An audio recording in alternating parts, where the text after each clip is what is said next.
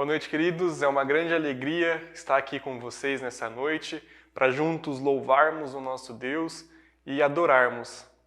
Eu quero saudar você também que tem nos visitado. Sinta-se em casa, sinta-se abraçado por todos nós e que Deus fale de maneira profunda ao seu coração também. Eu quero convidá-los nesse momento para que a gente tenha um momento de oração, para nos conectarmos ao nosso Deus e nos prepararmos para o nosso culto. Vamos orar? Pai querido, graças te damos pelo privilégio que nós temos, Senhor, de podermos estar aqui reunidos, mesmo que virtualmente, Senhor. Que nesse momento, Senhor, aquiete o nosso coração, que o Teu Santo Espírito, ó Pai, venha nos capacitar para ouvir a Tua voz, ó Pai. Que nós sejamos tocados e transformados por Ti, Senhor. Que Jesus Cristo seja exaltado e glorificado nessa noite, Senhor. É no nome de Jesus que nós oramos. Amém.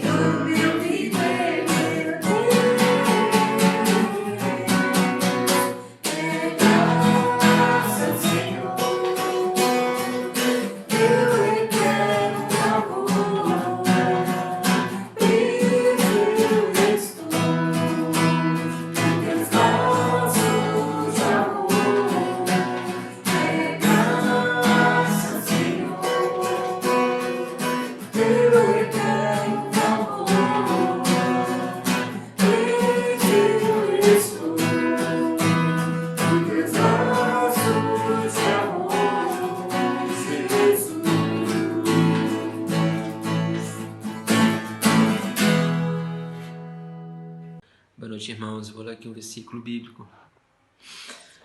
Fui crucificado com Cristo. Assim já não sou eu quem vive, mais Cristo vive em mim.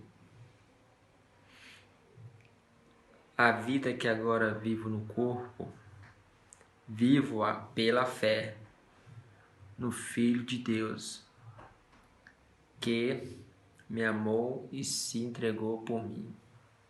Gálatas 2:20.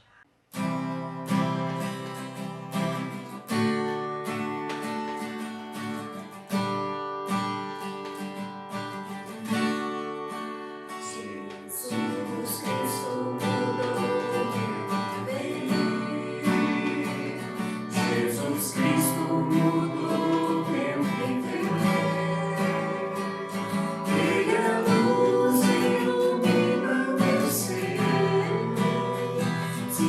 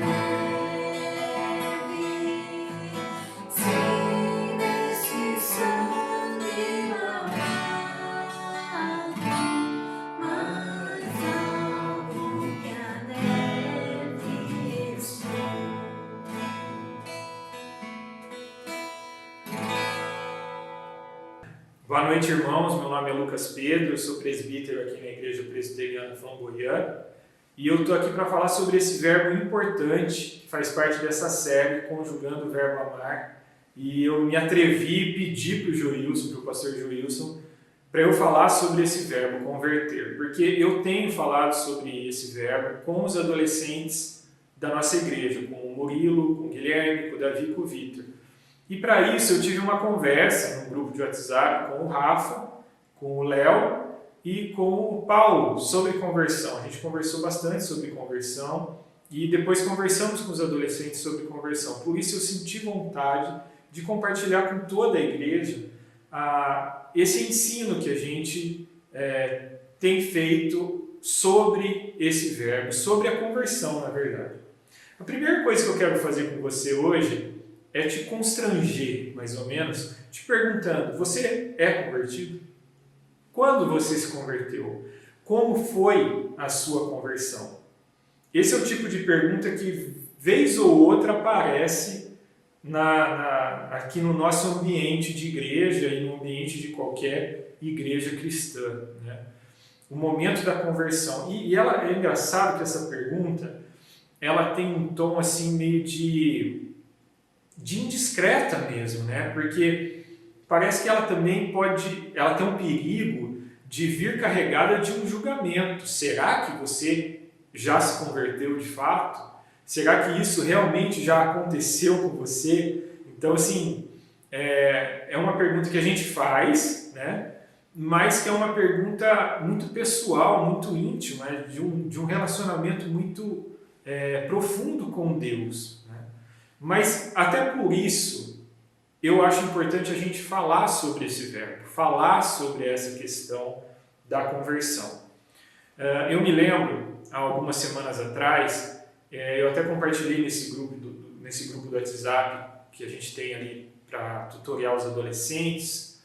Eu compartilhei um vídeo de um cientista religioso ateu falando sobre como é interessante o fato do cristianismo ser uma religião de conversão, uma religião missionária, uma religião de conversão que nasceu de uma religião que não é uma religião de conversão, que é o judaísmo, né? Então, olhando de um ponto de vista bem cético, de um cientista religioso, o cristianismo ele nasce de uma religião que não é de conversão. Por que não é de conversão? Porque o judeu, basta ser judeu para ele estar dentro do judaísmo, né? Isso já está formatado ali, ele já nasce dentro dessa religião. E a fé cristã demanda esse momento de conversão, né? Por isso que o cientista religioso chama a fé cristã de uma religião de conversão, e ela não é a única do ponto de vista da ciência da religião, tá? Mas eu até fiquei com vontade de dialogar com esse cientista religioso sobre o fato de que no Velho Testamento nós vemos muito presente esse verbo converter. Ele está muito presente no Velho Testamento, lá no judaísmo do Velho Testamento, né?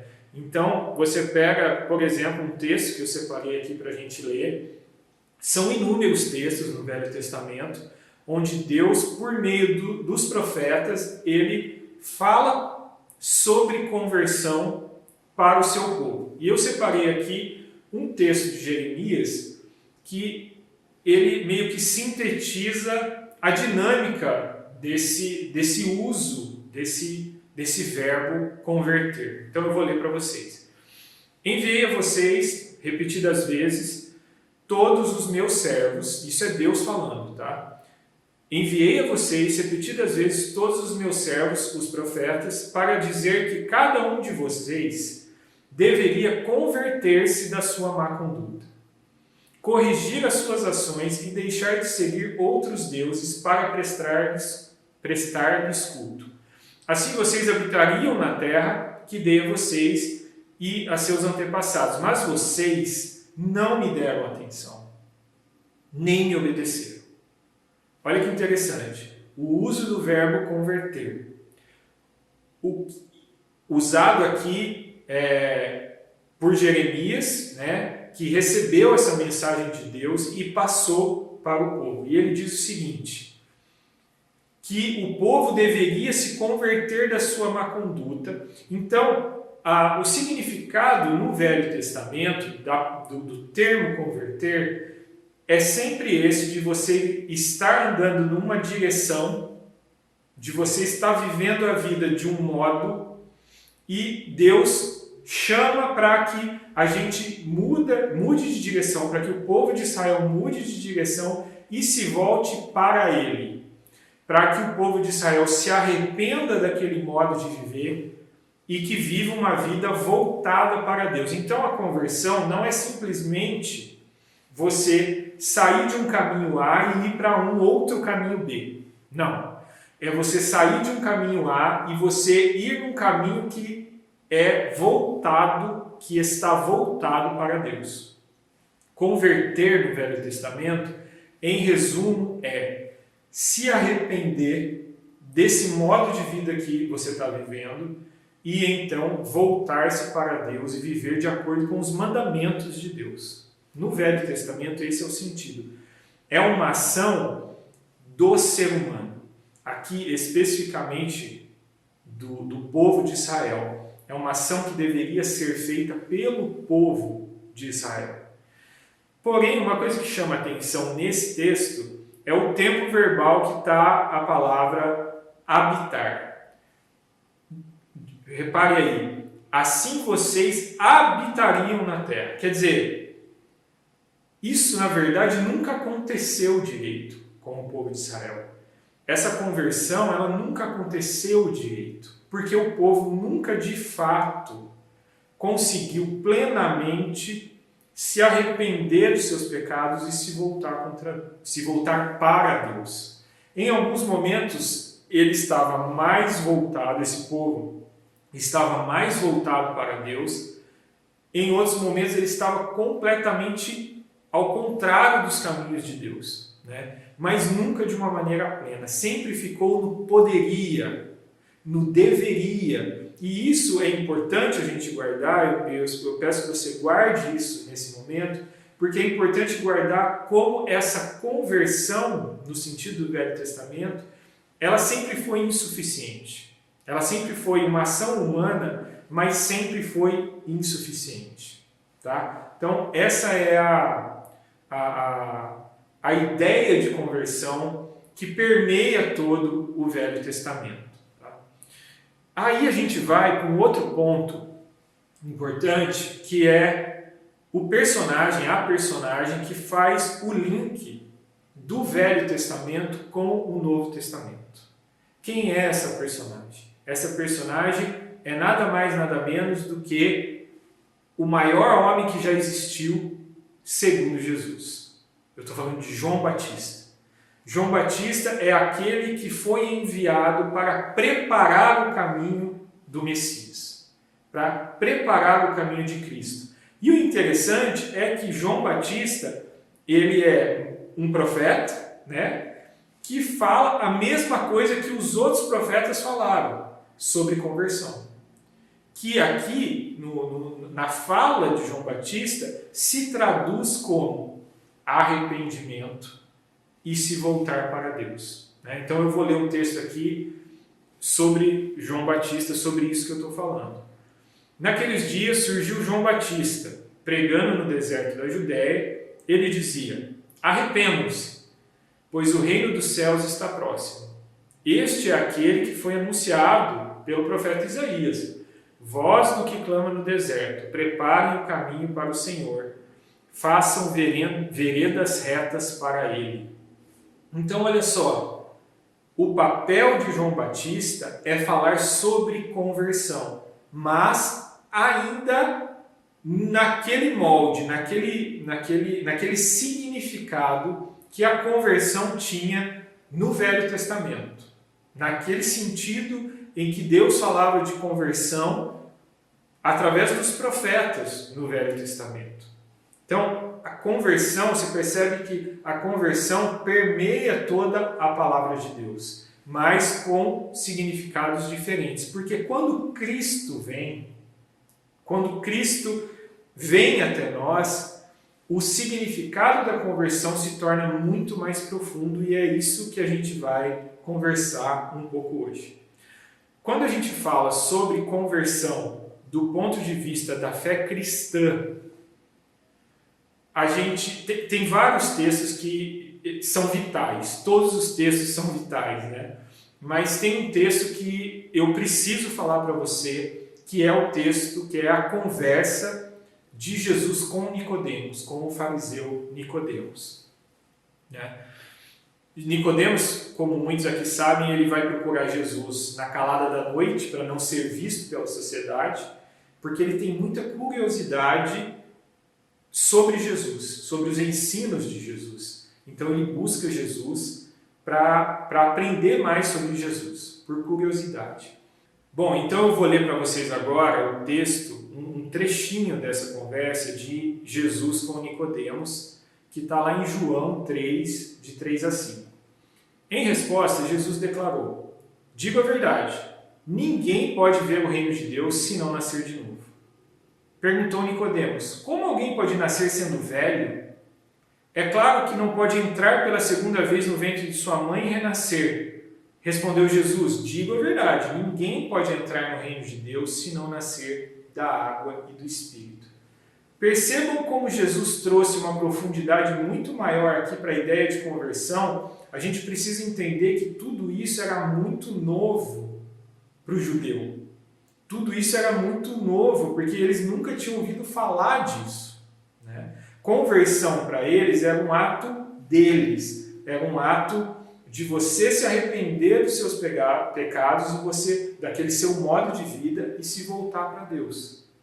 O que Jesus está falando aqui, basicamente, e aqui especificamente para um fariseu que tentava cumprir, né, de alguma forma, pelo menos superficial, a lei, ele está dizendo: você precisa nascer de novo.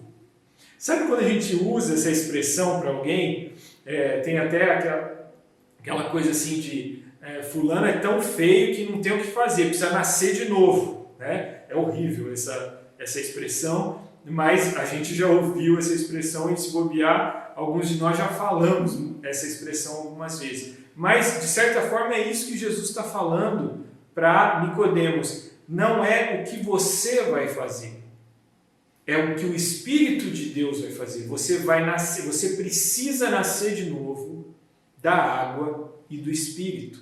Você precisa ser um nascido do Espírito, nascido para ver as coisas espirituais. É isso que Jesus está falando ali. Então, Jesus traz para aquele universo ali do judeu, daquela religiosidade judaica, algo totalmente novo. A ideia de que é preciso nascer de novo. A melhor coisa que eu posso fazer para te explicar isso é dar um exemplo bíblico sobre conversão, e a gente não tem como não falar de conversão, a gente não tem como não falar de Paulo, de Saulo que se tornou Paulo, quando a gente fala de conversão.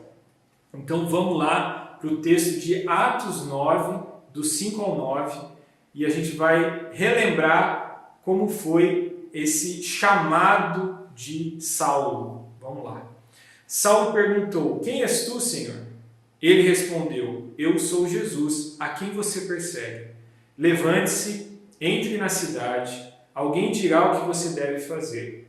Os homens que viajavam com Saulo pararam emudecidos, ouviam a voz, mas não viam ninguém. Saulo levantou-se do chão e, abrindo os olhos, não conseguia ver nada. E os homens o levaram pela mão até Damasco. Por 3 dias ele esteve cego, não comeu nem bebeu. Muitas coisas aqui no chamado, na conversão de Saulo, são simbólicas e a gente precisa observar com atenção sobre esse novo processo de conversão, sobre esse novo significado da palavra conversão. Perceba uma coisa que é a mais importante. Não é Paulo que está se voltando para Cristo. É Cristo que vai ao encontro de Paulo. É Cristo que busca Paulo. Cristo derruba Paulo. Cristo vai ativamente, toma a decisão e vai até Paulo e chama Paulo. Então aí já tem uma mudança para aquela conversão do Velho Testamento. É Deus quem chama. É Cristo quem chama. É Cristo quem te chama. É Cristo quem me chama. Ele me chama e esse chamado é irresistível. Não há opção. Você é chamado. Por isso que nós, cristãos reformados, não usamos o termo nessa questão de conversão, nós não usamos o termo eu aceito a Cristo, você aceita a Cristo. A gente não usa isso no apelo, porque não é dessa forma que a gente entende a palavra de Deus. A gente entende que é Cristo que vai até nós e Cristo nos constrange a Ele, que foi exatamente o que Ele fez com Paulo. Outra coisa muito simbólica aqui, Paulo fica cego, porque cego é a situação nossa real quando nós ainda não nos encontramos com Cristo. Todos aqueles que não tiveram encontro com Cristo, todos aqueles que não nasceram de novo, são cegos espiritualmente. E o que eu acho mais interessante da conversão de Saulo é que Saulo vivia o que a gente chama de lê do engano. Para quem não sabe, lê do engano é quando a gente está enganado, mas a gente não sabe que está enganado, que está fazendo alguma coisa errada, e a gente vai fazendo aquilo como se aquilo que a gente estivesse fazendo está certo. E é exatamente isso que Paulo estava vivendo. Saulo, era um cara que tinha orgulho de quem ele era. Ele era um fariseu, ele era um religioso, moralmente, religiosamente correto, seguindo ali uma carreira religiosa. Inclusive ele estava indo ali, viajando para perseguir, para prender e até matar cristãos, em nome de sua fé, em nome de sua religião. Quando Cristo se encontra com ele, Cristo mostra para ele como, na verdade, ele estava cego. Essa é a nossa situação. Não só cego, pobre, miserável, caído, que foi a situação que Paulo ficou. Quando Paulo volta a ver, quando Paulo tira aquelas escamas dos seus olhos e volta a ver o mundo, Paulo nasceu de novo. E Paulo, então, a partir daí, consegue ver o reino de Deus. Paulo consegue ver Cristo. Paulo consegue ver quem Cristo é. Paulo consegue ver que Cristo, aquele a quem ele perseguia, é o Messias. Jesus é o Messias que haveria de vir e veio. É algo que só acontece, essas escamas espirituais só podem sair dos nossos olhos por uma ação de Deus, por uma ação de Cristo, por uma ação do Espírito Santo na nossa vida. Porque se nós tentássemos fazer isso, nós nunca íamos conseguir. Primeiro porque a gente nunca ia buscar Deus.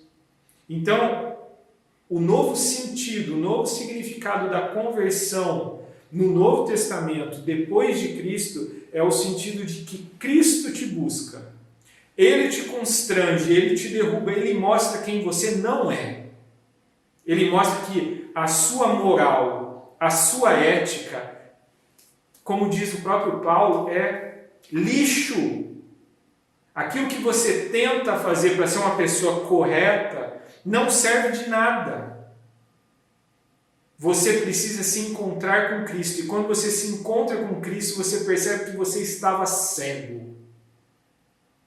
Percebe a profundidade, a diferença do sentido de conversão no Velho Testamento para o sentido de conversão agora? Porque aquele sentido do Velho Testamento era completamente insuficiente. O homem não conseguia se arrepender dos seus pecados e se voltar para Deus. O homem era incapaz e nós sempre seríamos incapazes de fazer isso se Cristo não tivesse vindo até nós, se Cristo não se encontrasse conosco no meio da estrada, nos derrubasse no chão, nos mostrasse como nós somos cegos e pecadores. E aí sim, a partir disso, você vê o reino de Deus. E quando você vê o reino de Deus, as coisas daqui, desse mundo, ficam muito menos importantes. Esse mundo que a gente vive, esse mundo que Agostinho de Hipona chama de a cidade dos homens, é um mundo empoeirado. é um mundo caído. E agora, com esses novos olhos que Cristo te deu, agora realmente enxergando, você consegue ver isso. E quando você olha para o reino de Deus, e quando você olha para Cristo, para o Cordeiro e o Leão, você fala, é isso, é para lá que eu vou, porque só isso faz sentido. Nada mais faz sentido. É isso que eu quero viver, é nessa direção que eu quero viver. Mas quem fez isso com você foi Cristo. Não foi você que fez isso. Isso é a conversão do cristão. Meu irmão, talvez nesse momento você esteja pensando assim: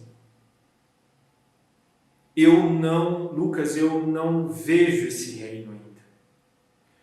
Eu não tenho esse vislumbre do reino de Deus e de Cristo como Cordeiro e Leão do jeito que você está falando.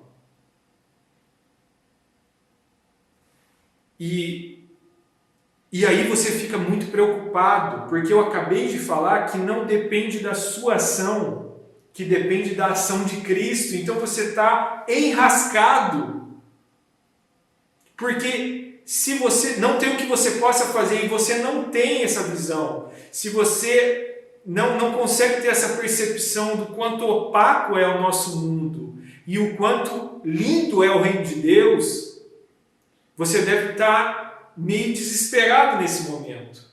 Então eu quero compartilhar com você um dos textos que mais me emociona no Novo Testamento e que mostra pra gente, se você está nessa situação, como que você deve agir.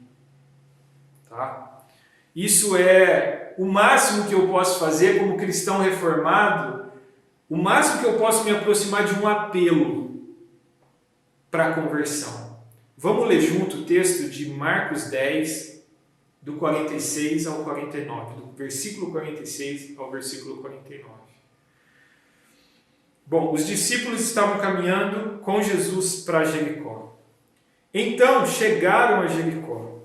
Quando Jesus e seus discípulos, juntamente com uma grande multidão, estavam saindo da cidade, o filho de Timeu, Bartimeu, que era cego, estava sentado à beira do caminho pedindo esmolas.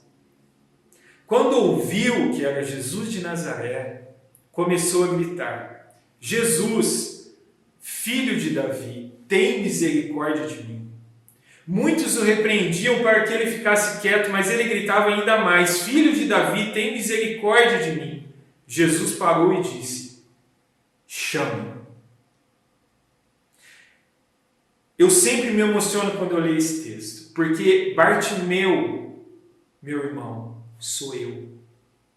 Bartimeu é você, cego, mendigo, pobre, caído, na beira da estrada. Sou eu, é você.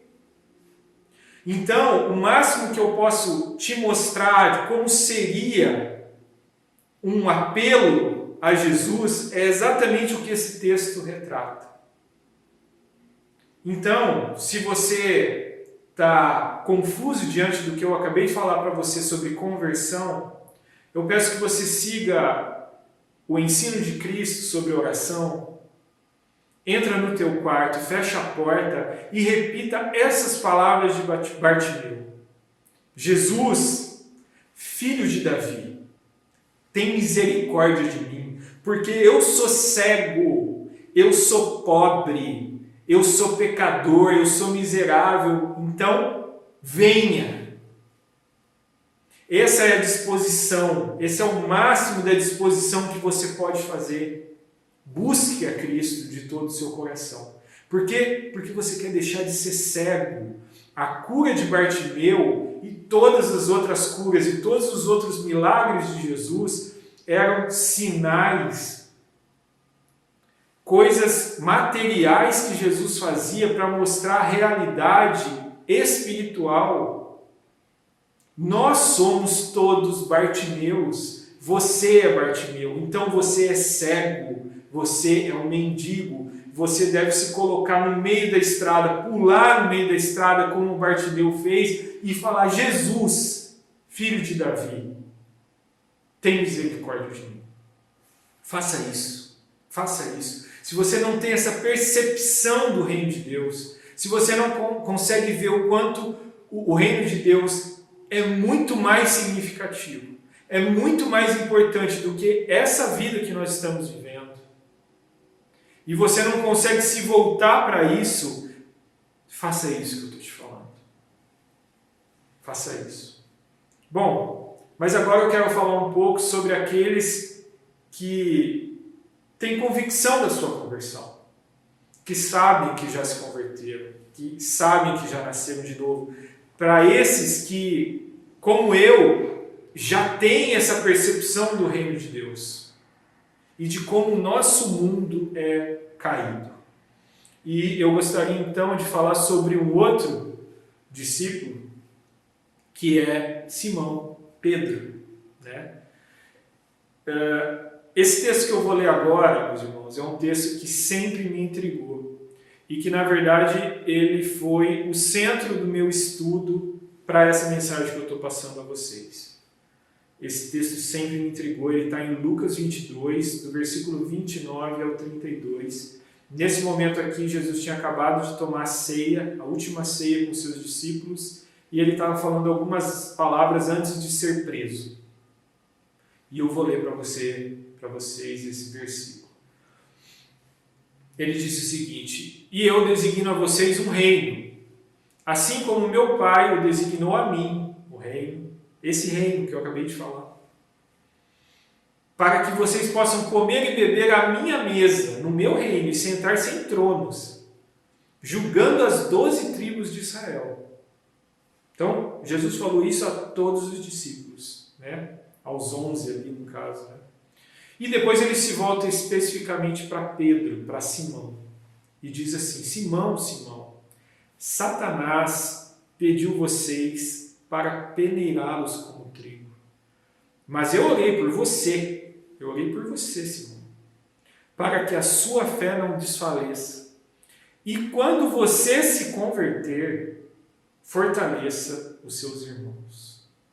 Olha que intrigante esse texto. Pense o seguinte: Pedro e os demais discípulos estavam convivendo com Jesus por um longo período, muito próximos. Eles comiam juntos, eles dormiam juntos. E aqui, Jesus, pouco antes de ser preso, de ser crucificado, ele vira para Pedro e fala: "Pedro, quando você se converter..." E sempre que eu li esse texto, eu pensava: gente, mas ele não era convertido ainda? Não pode ser isso. Então eu pedi ajuda para o Joilson, li alguns livros de comentário para entender como que os teólogos interpretam esse texto, e o entendimento, a interpretação mais sensata desse texto é que Jesus estava usando essa palavra, esse verbo converter, no sentido do Velho Testamento. Inclusive, a nova versão transformadora, que é uma versão nova da Bíblia, inclusive eu recomendo, é uma versão muito boa, é nova, mas é muito boa, ela modificou, ela tirou essa palavra converter e colocou, "e quando você se arrepender e voltar-se para mim", ou seja, se arrepender da negação, porque Pedro iria negar a Cristo, "quando você se arrepender da negação e se voltar para mim, fortaleça os seus irmãos." Por que a gente entende que Pedro já era convertido? Principalmente por causa daquele texto, daquele diálogo que está registrado em Mateus 16. Quando Jesus pergunta para os discípulos: "Quem vocês dizem que eu sou?" Pedro toma a frente e fala: "Tu és o Cristo, o Filho do Deus vivo." E Jesus ainda confirma essas palavras de Pedro e diz: "Bem-aventurado você é, Pedro, porque não foi carne nem sangue que te revelou isso, foi o próprio Deus que te revelou isso." Então não tem como a gente entender, por meio disso, que Pedro não era convertido, que Pedro não era nascido de novo. Só que eu fiz questão de falar sobre esse uso aqui do verbo converter para você, para mim, para nós que somos nascidos de novo, que mesmo nós que somos nascidos de novo, podemos viver o que Pedro ia viver agora, depois de negar a Cristo 3 vezes. Aquilo que alguns teólogos chamam de um eclipse espiritual. Tá? Essa palavra não tem na Bíblia, essa expressão não tem na Bíblia, mas os teólogos usam para explicar esse momento da vida de Pedro como um eclipse espiritual. Pedro, nascido de novo, Pedro já via o reino de Deus, Pedro já fazia parte do reino de Deus, e a prova disso é justamente esse texto que eu acabei de ler. Jesus fala que entregou o reino de Deus aos discípulos, dos quais Pedro faz parte. Então, o que Pedro passou a viver e que foi algo imposto por Satanás, que teve permissão de Deus soberano, assim como Satanás teve permissão lá com Jó. Vocês devem se lembrar que o demônio, o diabo, pede permissão a Deus para importunar a vida de Jó. Aqui também o texto dá a entender que o diabo teve a permissão, Satanás teve a permissão de peneirar os discípulos. Algumas semanas atrás, o seu Clóvis me mandou um vídeo sobre o joio e o trigo. Não sei se ele mandou para vocês também, mostrando como que é a diferença entre o joio e o trigo. Mostrando que se você pega o joio e amassa e esmaga o joio na mão, você faz assim e tudo que tem ali é palha. Mas quando você pega o trigo e esmaga na mão, a palha sai, mas o trigo fica. Pedro e os discípulos eram trigo. E eles foram peneirados, eles foram esmagados pelo inimigo. E principalmente Pedro viveu esse momento de eclipse espiritual. Um momento onde você, mesmo sendo nascido de novo, passa a não mais perceber a beleza, o significado, a importância do reino de Deus, e você passa a viver as suas coisas como se essas coisas suas da cidade dos homens fossem mais importantes do que o reino de Deus. Todos nós cristãos estamos sujeitos a passar por esse eclipse espiritual que Pedro viveu. O interessante, meus irmãos, é que Pedro estava em Jerusalém. Mas Jesus tinha falado para eles que eles se encontrariam, depois que Jesus ressuscitasse, eles se encontrariam na Galiléia. A distância de Jerusalém para Galiléia é mais ou menos de 100 quilômetros. E Pedro percorreu esse caminho por esses dias em um eclipse espiritual. Quando ele chega na Galiléia, ele está consciente de quem ele não é. Ele não é o Pedro, discípulo de Jesus. Ele se entende de novo como só o Simão, o pescador, que é o que ele fazia antes de ser chamado por Cristo. O Simão. Então ele vai pescar, né? Ele vai pescar, ele vai fazer, é como se ele dissesse: eu vou fazer o que eu sirvo para fazer. Pescar. Já que eu neguei a Cristo, eu vou pescar, eu vou viver minha vida. E então tem aquele momento que vocês já conhecem, e eu gostaria de terminar essa mensagem com um dos textos mais lindos também do Novo Testamento, que é justamente a restauração de Pedro.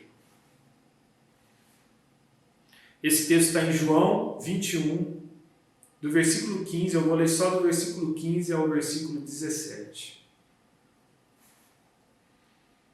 Depois de comerem, Jesus perguntou a Simão Pedro: Simão, filho de João, você me ama mais do que estes? Disse ele: sim, Senhor, tu sabes que eu te amo. Disse Jesus: cuide dos meus cordeiros. Novamente Jesus disse: Simão, filho de João, você me ama? E ele respondeu: sim, Senhor, tu sabes que eu te amo. Disse Jesus: pastoreie as minhas ovelhas. Pela terceira vez ele disse: Simão, filho de João, você me ama? Pedro ficou magoado por Jesus ter perguntado pela terceira vez: você me ama? E lhe disse: Senhor, tu sabes todas as coisas e sabes que eu te amo. Disse-lhe Jesus: cuide das minhas ovelhas. Jesus aqui faz um trabalho de restauração na vida de Pedro, repetindo 3 vezes, assim como Pedro negou Jesus 3 vezes, ele repete 3 vezes a mesma pergunta: tu me amas? Por que eu quis terminar com esse texto? Porque nós estamos fazendo uma série aqui sobre conjugar o verbo amar. E eu estou falando sobre o verbo converter, sobre conversão. E eu estou falando aqui de um convertido, de um nascido de novo, pela ação do Espírito Santo, pela ação de Cristo, que estava nesse momento vivendo um eclipse espiritual que talvez você esteja vivendo nesse momento, onde você não consegue ver as cores do reino de Deus. E o que Jesus fala para restaurar Pedro, Jesus faz a pergunta que é suficiente para você sair desse eclipse espiritual: tu me amas? E Pedro responde sim. Então o que Jesus faz em seguida? Ele diz: faça o seu trabalho, cuide das minhas ovelhas. E ele repete: tu me amas? E Pedro repete: sim. Então, pastoreia as minhas ovelhas, faz a tua obra, cumpre a tua carreira. E eu quero que você ouça essas perguntas de Jesus para você que é convertido, você que é nascido de novo, mas que hoje se sente dentro de um eclipse espiritual no qual você não consegue mais ver as cores do reino de Deus, na qual você não consegue mais ver a importância do reino de Deus, na qual Cristo não tem mais aquele significado, aquela importância na sua vida. Jesus está perguntando para você: tu me amas? E você contido ali, se achando um nada, só um Simão, só um pescador, responde: sim, tu sabes que eu te amo. Então Jesus responde para você: isso é o suficiente, porque eu sei tudo aquilo que você não é. Mas não é você que tem que ser, Pedro. Sou eu que sou na sua vida. Então, se você me ama, é suficiente. Faça o seu trabalho. Faça o seu trabalho. Cumpre a tua carreira no reino de Deus. Então, isso eu falo para você. Responda essa pergunta a Jesus: tu me amas?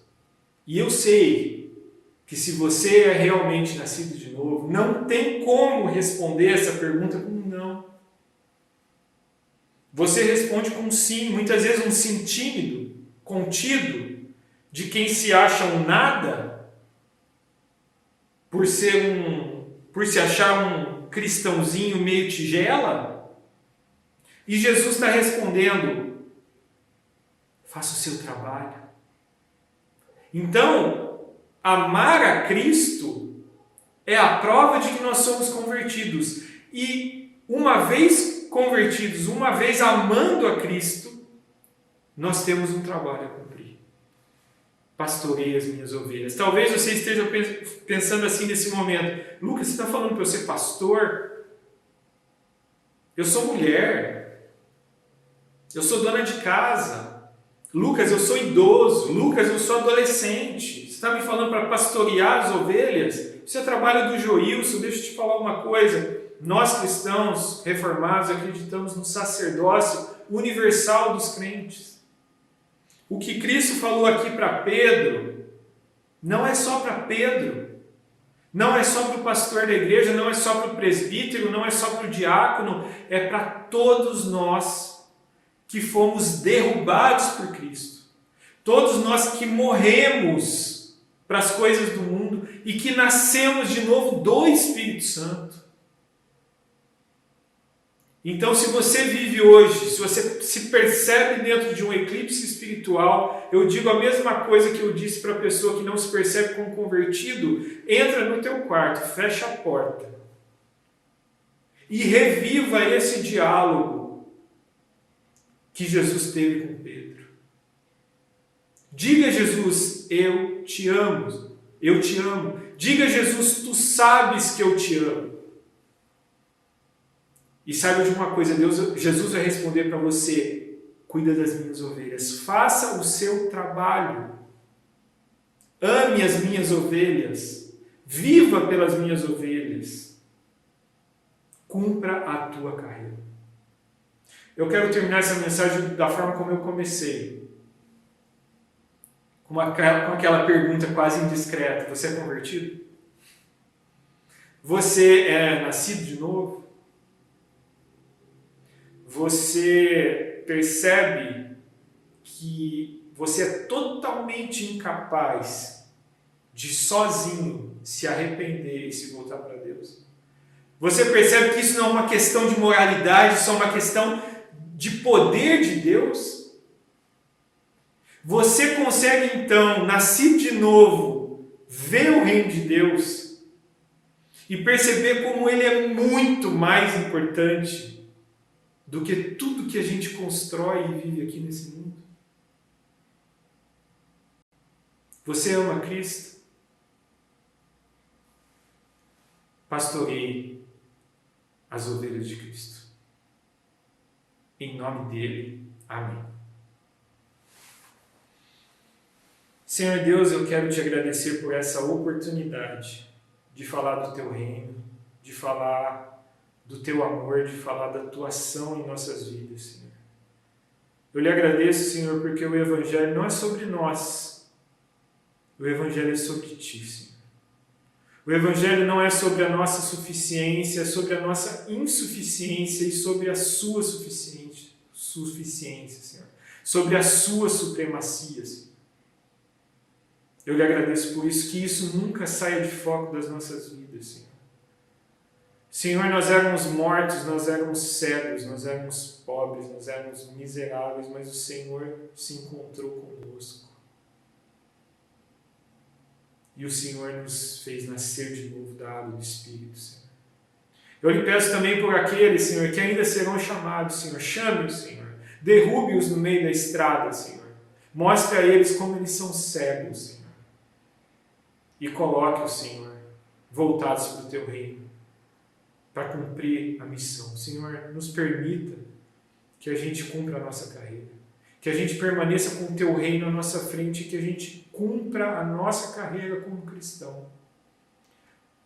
Muito mais do que a nossa carreira aqui, Senhor. Ajuda-nos nisso, Senhor. Guie-nos, Senhor. Porque nós queremos e nós respondemos a sua pergunta 3 ou 4 ou 5, 6 vezes com um sim, Senhor. Nós te amamos. E nós queremos cumprir a nossa parte no reino de Deus. Em nome de Jesus. Amém.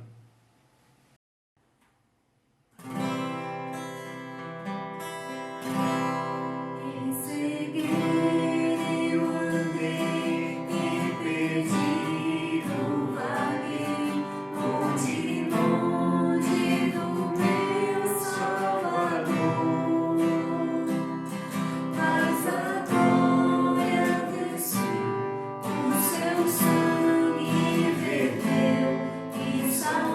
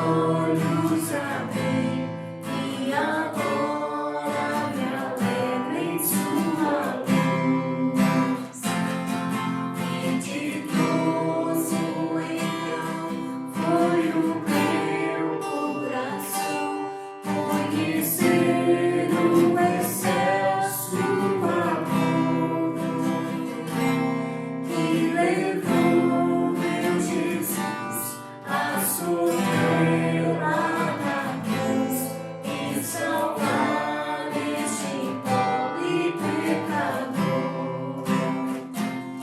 Foi na cruz, e um dia eu vi meu pecado castigado em Jesus. Foi amém pela fé que meus olhos abriu e agora me alegro em sua luz.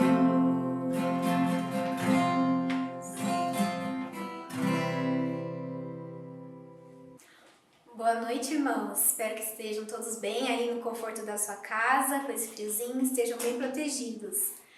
Vim aqui hoje dar os recados da semana e vamos começar com os aniversariantes. Primeiro, aniversário do Wendel, que foi na segunda-feira, dia 17, e aniversário da Manuela, que foi na terça-feira, dia 18.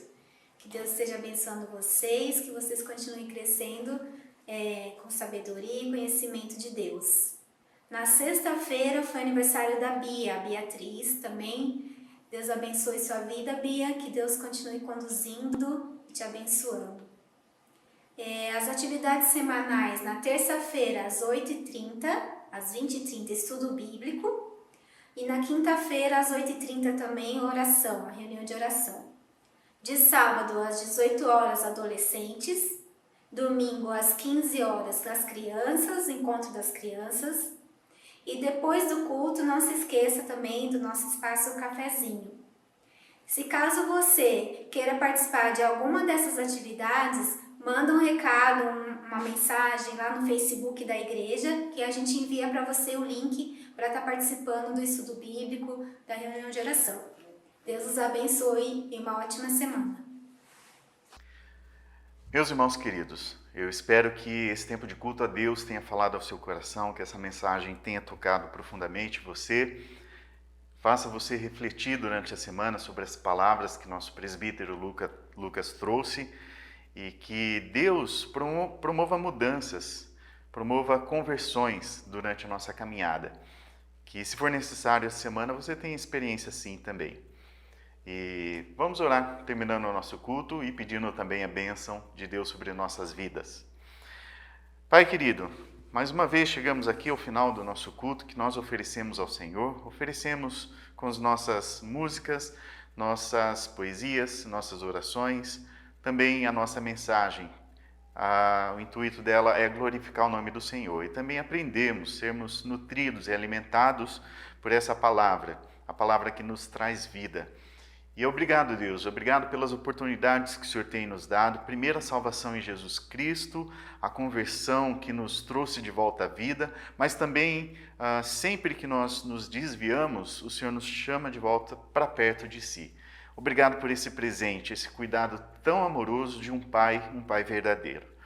Nos acompanhe durante essa semana, ó Deus, nos abençoando com as suas mãos estendidas sobre nós, cuidando, guardando, protegendo e nos dando tudo aquilo que nós precisarmos. Em nome de Jesus Cristo, e também rogando a companhia do Espírito Santo, é a nossa oração. Amém. E queridos irmãos, eu rogo a Deus que a graça do nosso Senhor Jesus Cristo, e que também o amor de Deus o Pai, e as ternas consolações do Espírito Santo caminhem com vocês, não somente hoje, mas para todo e todo sempre. Amém. Boa semana.